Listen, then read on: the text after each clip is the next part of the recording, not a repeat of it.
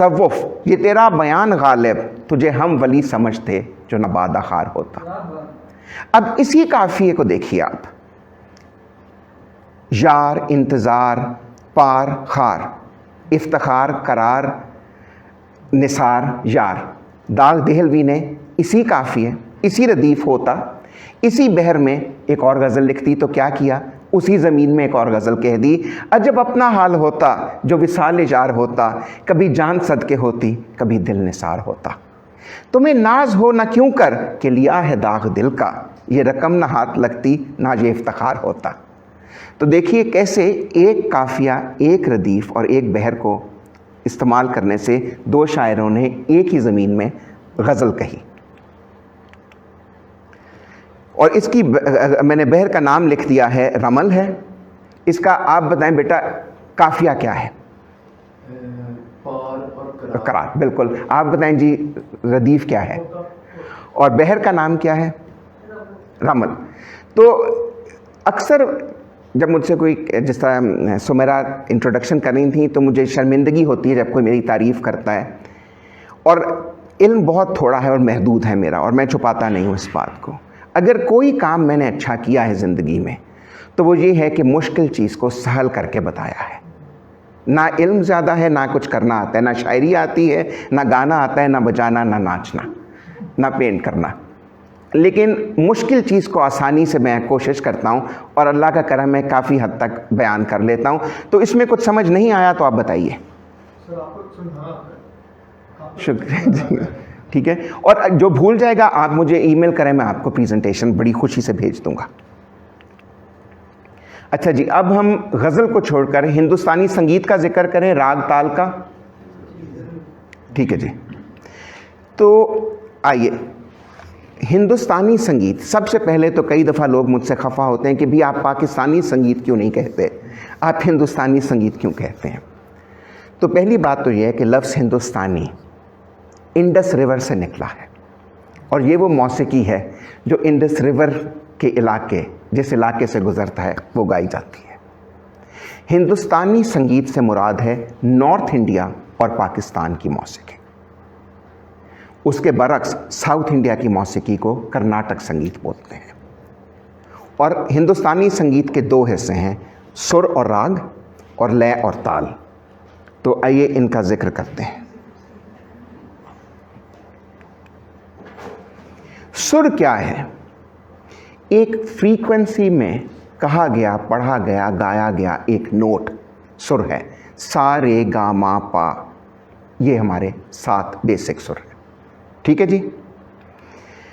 अब इनको अगर आप देखिए तो इनकी कुछ किस्में हैं। जो सा और पा हैं वो हमेशा नेचुरल हैं, उनकी एक ही किस्म है, सा और पा। लेकिन जो रे, गा, धा और नी हैं, उनकी एक नेचुरल फॉर्म है और एक थोड़ी सी उसकी धीमी कोमल फॉर्म है। और फिर जो हमारा मा का सुर यानी मध्यम का सुर है, उसकी एक नेचुरल फॉर्म है और एक शार्प फॉर्म है। तो देखिए 7 तो नेचुरल फॉर्म्स हो गई, मा की हो गई एक फॉर्म शार्प, और बाकी रे, गा, धा, नी की हो गई 4। तो क्या हुए, 12 सुर बन गए हमारे। और अगर बात की जाए तो असल में शायरी में 12 सुर हैं। देखिए सा सिर्फ एक है, फिर रे कोमल और रे शुद्ध, फिर गा कोमल और गा शुद्ध, फिर मा शुद्ध और मा तीवर, पा तो है ही नेचुरल शुद्ध सुर है। फिर उसके बाद धेवर जो है, धा हमारा पहले कोमल और फिर शुद्ध, और फिर निखात पहले कोमल और फिर शुद्ध। तो ये 12 सुर हैं। अब एक बात बड़ी हैरानगी की है कि ये सुर तब से कायम हैं जब ना जहाज़ थे, ना रेलगाड़ी थी, अलग अलग दुनिया रहती थी।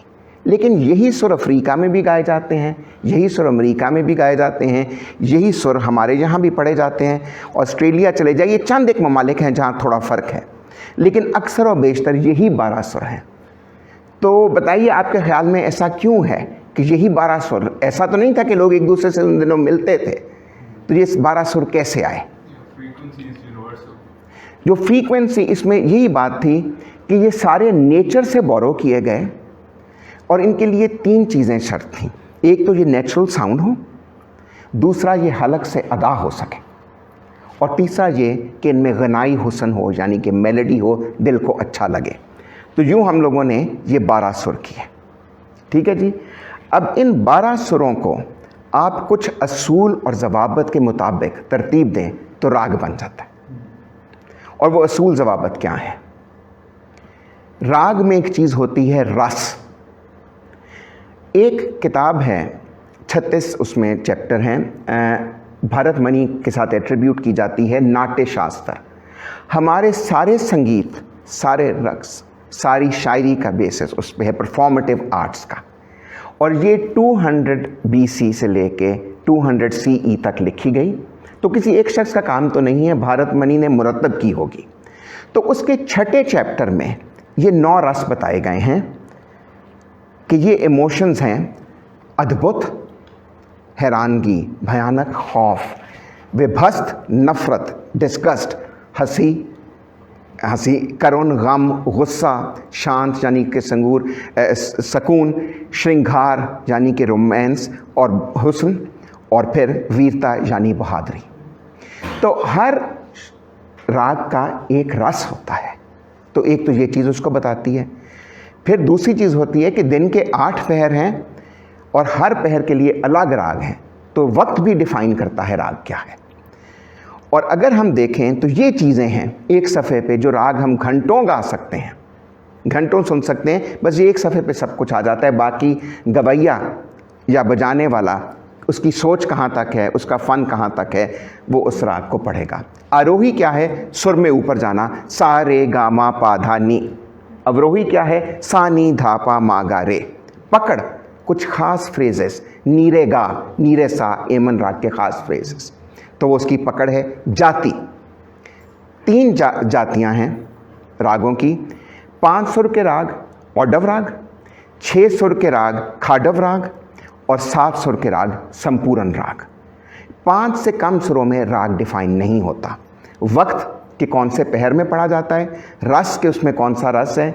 वादी सुर वो सुर है जो सबसे ज़्यादा लगाया जाए, समवादी जो उससे कम लगाया जाए, अनुवादी सुर जो एक आम सुर है, विवादी सुर जो मना है, मतरूक है, और कन सुर जो शरारत से, महारत से लगाया जाए, उसमें इजाफी खूबसूरती पैदा करने के लिए। तो ये सब चीज़ें राग में शामिल हैं।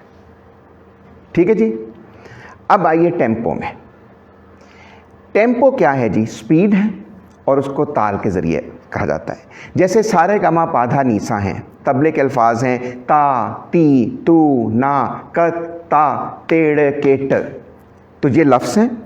और अगर हम देखें तो 5 चीज़ें जहन में रखिए। सम क्या है? पहली बीट। ताली क्या है? वो बीट जिस पर स्ट्रेस दी जाए। खाली क्या है? जिस पर नेगेट की जाए स्ट्रेस। आवर्दी पूरा एक सम से लेकर दूसरे सम तक का पीरियड, और विभाग उस आवर्दी को कैसे डिवाइड किया गया है। अब अभी तक मैं जानता हूँ ये मुश्किल लगता है, लेकिन ये बड़ा आसान है समझना। ठीक है, तो देखिए 3 ताल एक ताल है जो सबसे मुश्किल और सबसे आसान ताल हमारी मौसीकी में 3 ताल है। उसमें 16 बीट्स हैं। वो क्या हैं? ना धिन धिन ना, ना धिन धिन ना, ना तिन तिन ना, ना धिन धिन ना। ठीक है जी। तो पहली बीट मैंने क्या बताया था? सम है, तो हो गई ना, वो सम आ गया। अब मैंने आपको बताया था कि इसमें ताली भी होती है, तो इसमें 3 तालियां हैं। एक सम पे ना दिन धिन ना, ना दिन धिन ना, ना तिन तिन ना, ना दिन धिन ना। ठीक है। खाली किस पे है? 9वें मात्रे पे। उसको कैसे दिखाया जाता है? ना दिन धिन ना, ना दिन धिन ना, ना तिन तिन ना, ना दिन धिन ना। तो जब आप किसी अच्छी महफिल में जाएं और वहाँ जानकार सुनने वाले हों, तो आप नोट करेंगे वो ताली खाली को हाथ से बता रहे होते हैं, साथ जब लय कायम रखते हैं। ठीक है ना जी। उसके बाद मैंने आपको कहा था कि विभाग क्या है। इसमें 4 टुकड़े हैं। ना दिन धिन ना एक विभाग, ना दिन धिन ना दूसरा, ना तिन तिन ना तीसरा, और चौथा ना दिन धिन ना, और फिर आवर्दी पूरी। और इस सब को मैंने, जिस तरह हम इम्तिहानों के दिनों में एक बूटी नहीं बना लेते थे एक पर्ची पे कि सब कुछ लिख दो, वो सब कुछ मैंने इस सफ़े पे लिख दिया, जो ताल के बारे में कि विभाग क्या है, आवर्दी क्या है, ताली, खाली, सम। ठीक है। अब गिने कैसे कि किसी गीत में कितने मात्रे हैं? तो